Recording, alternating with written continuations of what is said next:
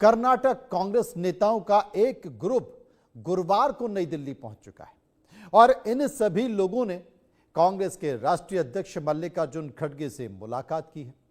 इस बैठक में कर्नाटक में सत्ताधारी कांग्रेस के भीतर सत्ता की खींचतान की अफवाह और बढ़ गई है। लेकिन इसी बीच अच्छी खबर यह है कि मुख्यमंत्री पद को लेकर जारी घमासान के बीच उप मुख्यमंत्री डी.के. शिवकुमार ने मुख्यमंत्री सिद्धरमैया के 5 साल का कार्यकाल पूरा करने का समर्थन कर दिया है। उन्होंने सिद्धरमैया को ऑल द बेस्ट कहा है। दूसरी ओर कांग्रेस हाईकमान ने नेताओं को सार्वजनिक बयानबाजी से बचने की सख्त चेतावनी दे दी है। अब आपको बता दें कि जिस तरीके से कर्नाटक के बेंगलुरु से तमाम नेता दिल्ली पहुंचे, दिल्ली पहुंचकर उन्होंने पार्टी के अध्यक्ष मल्लिकार्जुन खड़गे से मुलाकात की। डी.के. शिवकुमार के जो छोटे भाई हैं, उन्होंने ये संकेत भी दिया है कि जब सरकार बनी थी तो कुछ ऐसा था कि 2.5 साल तुम्हारे और 2.5 साल हमारे। लेकिन उनके इस बयान के बाद उन्होंने कहा कि उम्मीद है कि सब कुछ ठीक हो जाएगा। लेकिन उनके इस बयान के बाद डी.के. शिवकुमार के भाई के बयान के बाद जब सिद्धरमैया जो कि कर्नाटक के मुख्यमंत्री हैं, उन्होंने कहा कि ऐसी कोई बात नहीं है, ऐसा कोई हिसाब किताब नहीं है, कोई क्रांति नहीं होगी और कोई भ्रांति नहीं होगी, इस बात का जिक्र कर दिया। तो क्या मामला थम गया है या कहें कि सुनामी के आने की पहली ये शांति देखी जा रही है? विस्तार से चर्चा करेंगे, समझने की कोशिश करेंगे। जयकरण वर्मा कांग्रेस के नेता इस वक्त मेरे साथ मौजूद हैं। सिसवा चावला जो कि AOR सुप्रीम कोर्ट, वो भी मेरे साथ मौजूद हैं। शुभेंदु शेखर अवस्थी प्रवक्ता बीजेपी मेरे साथ मौजूद है। लेकिन सबसे पहले मैं कांग्रेस के नेता जयकरण वर्मा के पास चलूंगा। वर्मा जी, बिहार में एक तरफा बीजेपी की जीत क्या हुई? कर्नाटक की हवाएं कुछ बेरुखी दिखा रही हैं।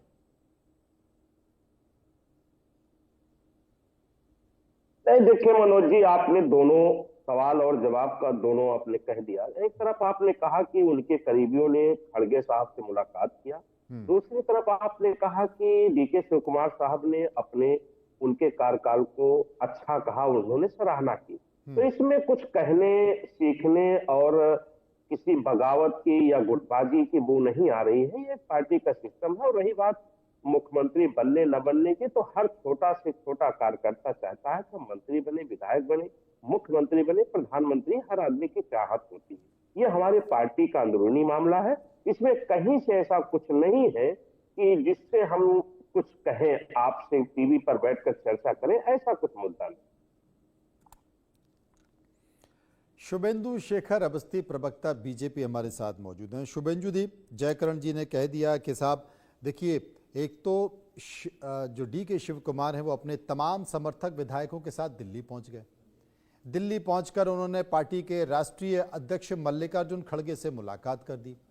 डी.के. शिवकुमार के भाई ने कहा कि साहब एक अच्छी खबर जल्दी आने वाली है, क्योंकि 2.5 साल की बात हुई थी, भैया मुख्यमंत्री बनने वाले। और जो कर्नाटक के मुख्यमंत्री हैं, जो हमेशा अपने सख्त और खास तेवर के लिए जाने जाते हैं, उन्होंने कहा ना तो ऐसी कोई क्रांति होने वाली है और अगर कोई ऐसी कोई भ्रांति है तो वो भी दूर कर ले। अब एक सोशल मीडिया में ट्वीट के जरिए, एक पोस्ट के जरिए ऑल द बेस्ट कहा है शिवकुमार ने, डी.के. शिवकुमार ने।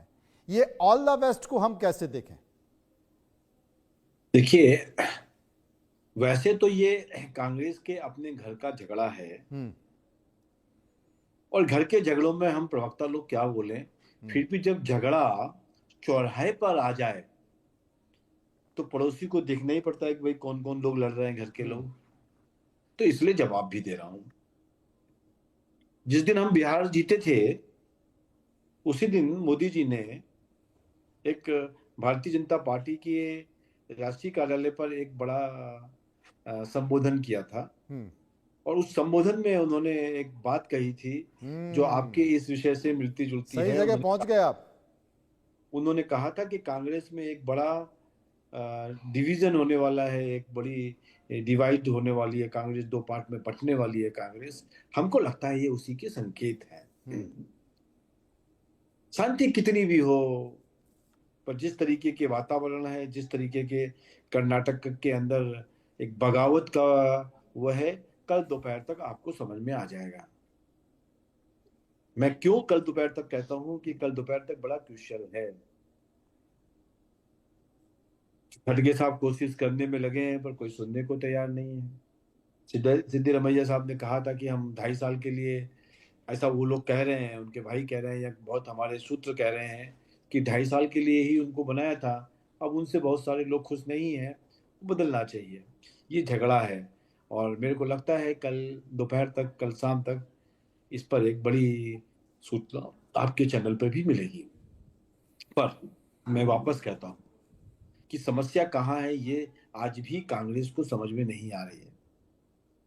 कई बार वो कभी ईवीएम पे नाराजगी बताते हैं, कभी लोकल प्रशासन पे जानकारी नाराजगी बोलते हैं, कभी इलेक्शन कमीशन पर बोलते हैं। ईवीएम से लेके इलेक्शन कमीशन तक वो नाराज तो हैं, पर सच्चाई ये है कि आज कांग्रेस का हर कार्यकर्ता इस बात का नाराज है कि उनके जो नेता हैं राहुल गांधी जी, वो एक सिंसियर पॉलिटिशियन नहीं है। उन्होंने वो मेहनत नहीं करी है। एग्जाम्पल के तौर पे हम बताते हैं, 15 दिन की यात्रा निकाली उन्होंने, खूब चिल्लाया वोट चोर, मोदी जी को सीधा संबोधन से बात किया, उल्टे सीधे शब्द बोले। और जनता भी जानती है, आप भी जानते हैं, हम भी जानते हैं कि जो आप जितना गाली दोगे मोदी जी को, वोट उनके उतने बढ़ जाएंगे। कोई बात नहीं। और जैसे ही 15 दिन की वो यात्रा खत्म हुई, उनको मलेशिया जाना पड़ गया आराम करने के लिए। अचानक उपराष्ट्रपति चुनाव था तो भाग के आना भी पड़ा। मेरा ये कहना है वो एक नॉन सिंसियर पॉलिटिशियन है जो कांग्रेस ऐसी बड़ी पार्टी को लीड कर रहे हैं। और ये अभी देखिए दुर्भाग्य कितना है कि कांग्रेस, जिसने स्वतंत्रता आंदोलन में बढ़ चढ़ के भाग लिया, महात्मा गांधी जिसके बड़े नेता रहे, एक पुराने 1885 से बनी हुई एक पॉलिटिकल पार्टी अपने टूटने के कगार पे आ गई है। 150 साल तो हो ही गए। अब मैं एक ही चीज कहता हूं कि भाई, यदि यही होना है, कांग्रेस के जो पुराने नेता हैं, कांग्रेस के जो आगे ले जाने वाले प्रोग्रेसिव नेता हैं, वो अब इस पार्टी में रहे नहीं। और या हैं भी तो उनको कोई माफ करिएगा, उनको कोई पूछ नहीं रहा है। और ऐसे हालात हो गए हैं कांग्रेस के कि जिसके ऊपर कोई संरक्षक नहीं है। मैं आज एक कांग्रेस के प्रवक्ता, बड़े प्रवक्ता से बात कर रहा था और हमने पूछा उनको कि बिहार चुनाव में ऐसा क्या हो गया। तो उन्होंने कहा, अनऑफिशियली हमसे कहा कि शुभेंदु जी, 27-28 तारीख को, 6 तारीख को वोटिंग थी और 27-28 तारीख को हमको जबरदस्ती कहना पड़ा कि आप कांग्रेस के नेता हो, आपको जाना चाहिए। तब राहुल गांधी जी और प्रियंका जी का बिहार जाने का प्रोग्राम बना। तो एक ना वो मेहनत कर सकते, उनको जो ज्ञान देने वाले लोग उनके एडवाइजर्स हैं वो भी उनको सही गाइड नहीं करते। जो विषय उनको देते हैं वो विषय को वो डाइल्यूट कर देते हैं। जब वहां पर यदि तेजस्वी यादव जी ने एक नौकरी का बड़ा मुद्दा उठाया था और उस समय पर उस मुद्दे को आगे कंटिन्यू ना करते हुए, बेरोजगारी के मुद्दे को आगे ना कंटिन्यूटी करते हुए, उन्होंने एसआईआर का मामला और उसके बीच में एक प्रेजेंटेशन हरियाणा का लेके चले आए जी। तो ये जो मेरा ऐसा मानना है कि एक परिपक्व नेता को कंसंट्रेटली काम करना चाहिए एक चुनाव में, वो राहुल गांधी जी में दिखता नहीं है। और जो ये फूट है, ये राहुल गांधी जी के विरोध में निकलेगी आने वाले समय पर। आप देखते रहिए कि कैसे कैसे कांग्रेस ABCD से लेके I तक बंटवारा हो जाएगी। जयकिरण वर्मा मेरे साथ मौजूद है। वर्मा जी, एक बयान का जिक्र किया अभी शुभेंदु जी ने। वो कहते हैं कि आपको याद होगा कि बिहार के जब चुनाव परिणाम आए थे, उसके बाद अपनी सफलता के भाषण के दौरान देश के प्रधानमंत्री नरेंद्र मोदी इस बात का जिक्र कर रहे थे कि आप देखते जाइए, आने वाले समय में कांग्रेस में एक बड़ा विभाजन होने जा रहा है और उसी विभाजन की वानगी के तौर पर ये कर्नाटक को भी देख रहे हैं। आपको लगता है? नहीं, देखिए अभी अवस्थी जी ने जो कहा हाँ। ठीक बात है कि माननीय हमारे देश के जो प्रधानमंत्री हैं उनका राज, उनकी पार्टी, उनकी सत्ता ही इसी बंटवारे पर चल रही है। उन्होंने इस देश के अमीर और गरीब को बांट दिया, उन्होंने यहाँ पर हिंदू और मुसलमान को बांट दिया, उन्होंने यहाँ किसान और मजदूर को बांट दिया, उन्होंने यहाँ युवाओं को अपने माँ बाप से दूर करने का काम कर दिया। मोदी जी का जो सत्ता है वो बंटवारे पर, ऊंच नीच की खाई पर, यहाँ की नफरत की जो उन्होंने आग लगाई है, इसी पर उनकी सत्ता चल रही है। इससे कोई पूरा देश जानता है। दुख के साथ मैं कहता हूं, जब वो सत्ता के जश्न मनाने के लिए अपने केंद्रीय कार्यालय पर पहुंचे तो उन्होंने ये भाषण देकर के ये बताने का काम किया कि बिहार का चुनाव हम किसी मुद्दों पर नहीं जीते हैं, हम उन मजदूरों पर नहीं जीते हैं जो आज हमें वोट देने के लिए ट्रेनों में भर भर कर आए हैं एक जानवरों की तरह, और अब वोट देने के पास उनको जाने के बाद भी एक जानवरों की तरह भर भर के जा रहे हैं। उनके जाने और आने की हम व्यवस्था नहीं कर पा रहे, उस मुद्दों पर हम नहीं बैठे हैं। हम किसी किसानों के मुद्दों पर हम वहां बिहार का चुनाव नहीं जीते। हमारा काम है बंटवारा करना। उस देश पर माननीय मोदी जी ने जिस प्रकार से देश को इस नफरत भरी आग में झोंक करके सत्ता चलाने का काम कर रहे हैं, मैं निश्चित ही कह सकता हूं मनोज जी कि ठीक है, आज आपकी सत्ता बनती जा रही है, आप चुनाव जीतते जा रहे हैं, लेकिन प्रकार से अवस्थी जी ने अभी हमारे नेता जी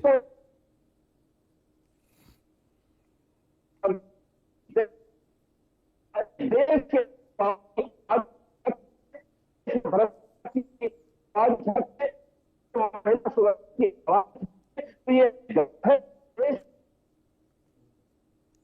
जयकरण वर्मा साहब, मेरे पीसीआर से आवाज़ आ रही है कि कहीं ना कहीं जो आपका कनेक्शन है उसमें नेटवर्क है वो डाउन है। अब इसके क्या संकेत निकाले जाएं? शुभेंदु शेखर अवस्थी साहब मेरे साथ मौजूद हैं। मुझे लगता है शायद अब कनेक्शन ठीक हो गया। वर्मा जी, आपका कनेक्शन ठीक हो गया? आपके इंटरनेट में कुछ प्रॉब्लम आ रही है?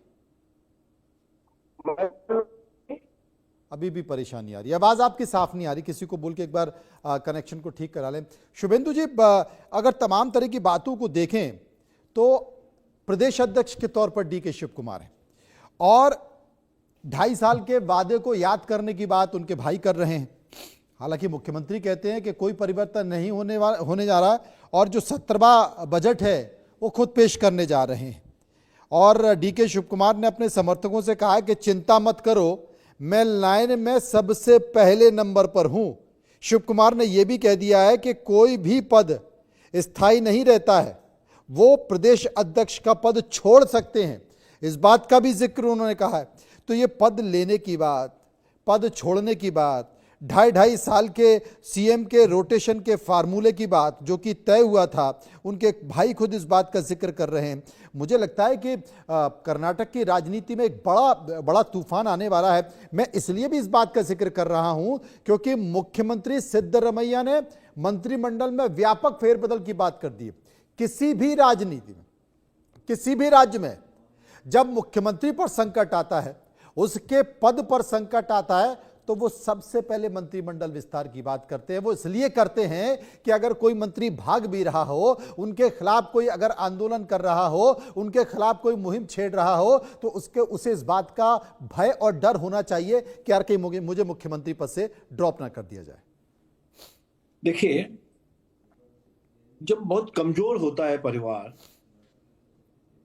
तो इस तरीके की घटनाएं होती हैं, और जब मजबूत होता है मुखिया और पार्टी और परिवार तो कोई भी चेंज हो कोई दिक्कत नहीं है।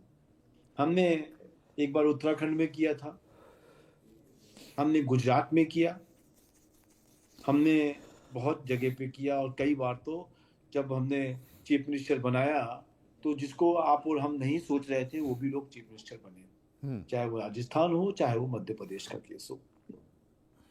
ऐसे समय पे कोई भी कहीं भी एक भी कोई चूक की आवाज नहीं आई, सबने सहर्ष स्वीकार किया। कुछ लोगों को दुख होगा जरूर, जो बनना चाहते होंगे कि भाई हम भी बन सकते थे, पर वो दुख उनका अपना व्यक्तिगत हो सकता है। पर पार्टी लेवल पे उन्होंने कोई भी कहीं भी कोई भी वक्तव्य नहीं दिया जो उनके इस बर्ताव को हम कहीं पे कोट कर सके।